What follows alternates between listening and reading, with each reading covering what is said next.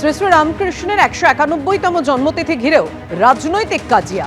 স্বামী রামকৃষ্ণ পরমহংসজিকে ওর জন্মজয়ন্তীতে শ্রদ্ধাঞ্জলি। অধ্যাত্ম আর সাধনাকে জীবন শক্তি রূপে স্থাপিত করেছিলেন উনি। এর ফলে যুগে যুগে মানবতার কল্যাণ সাধিত হয়ে চলেছে। এক্স হ্যান্ডেলে পোস্ট করেছেন প্রধানমন্ত্রী নরেন্দ্র মোদী। ওর বিচার আর বার্তা সবসময় প্রেরণার পুঞ্জ। এক্স হ্যান্ডেলে পোস্ট প্রধানমন্ত্রী।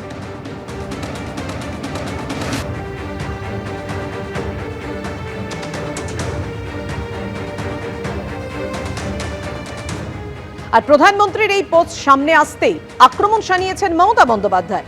প্রধানমন্ত্রী আবার বাংলার মহাপুরুষদের নিয়ে তার সাংস্কৃতিক অজ্ঞতাকে প্রকটভাবে প্রকাশ করেছেন।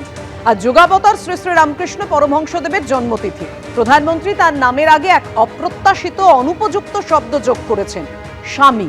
শ্রীরামকৃষ্ণকে সর্বত্র ঠাকুর নামে অভিহিত করা হয়। তার সন্ন্যাসী শিষ্যদের ভারতীয় প্রথা অনুযায়ী স্বামী বলা হয়। স্বামী শব্দবন্ধটি রামকৃষ্ণ সংঘের সন্ন্যাসীদের জন্য নির্দিষ্ট ছিল। ঠাকুর হলেন শ্রীরামকৃষ্ণ পরমহংসদেব, মা হলেন মা শারদা, আর স্বামীজি হলেন স্বামী বিবেকানন্দ। আমি প্রধানমন্ত্রীকে অনুরোধ জানাই, এই মহাপুরুষদের নতুন শব্দবন্ধ আবিষ্কার করবেন না। এক্স হ্যান্ডেলে পোস্ট করে আক্রমণ শানিয়েছেন মুখ্যমন্ত্রী মমতা বন্দ্যোপাধ্যায়।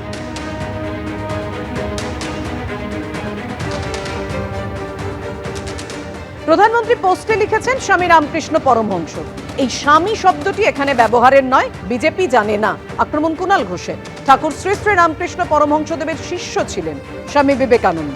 প্রধানমন্ত্রী আর বিজেপি বাংলা এবং বাংলার প্রণম্যদের সম্পর্কে জানেন না। ধারাবাহিক ভুল চলছে। অবিলম্বে পোস্ট সংশোধন করুন প্রধানমন্ত্রী। ফেসবুকে পোস্ট করেছেন তৃণমূলের রাজ্য সাধারণ সম্পাদক কুণাল ঘোষ।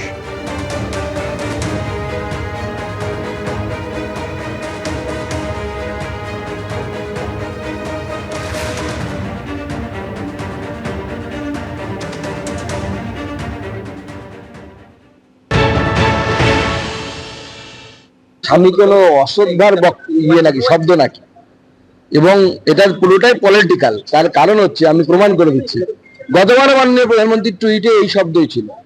হিন্দি ভাষী লোকেরা বা উত্তর ভারতের লোকেরা সন্ন্যাসীদেরকে স্বামী বলেন বা মহাত্মাদেরকে স্বামীজি বলেন।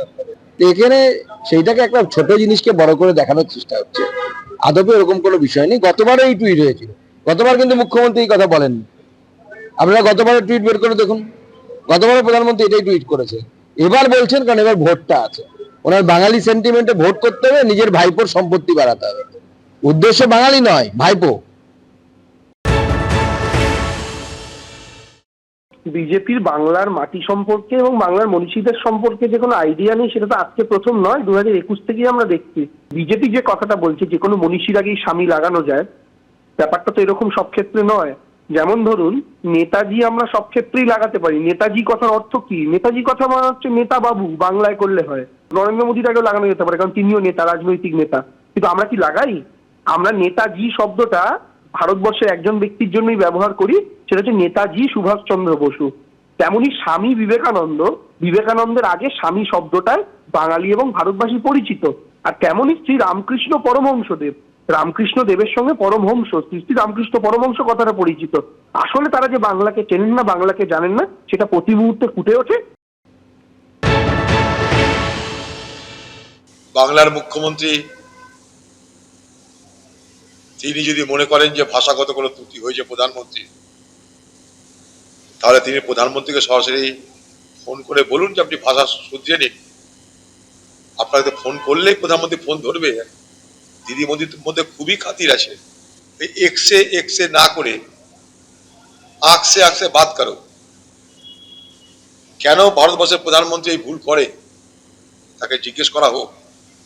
যদি মনে করো বাংলার এটা অপমান, ঠাকুর রামকৃষ্ণ অপমান, তাহলে সরাসরি জিজ্ঞেস করুন। থ্রু এক্স কেন? এই বাংলায় রুটি রুজির গল্প নেই, শিল্পের গল্প নেই। এই বাংলায় ভবিষ্যৎ কি হবে তার নিয়ে কোনো আলোচনা নেই। বাংলার মুখ্যমন্ত্রীর তৎপরতা আর ভারতবর্ষের প্রধানমন্ত্রীর তৎপরতা মানুষের কল্যাণে নয়, তাদের নিজেদের কল্যাণে, নিজেদের ধান্দায়। এবিপি আনন্দ এগিয়ে থাকে, এগিয়ে রাখে।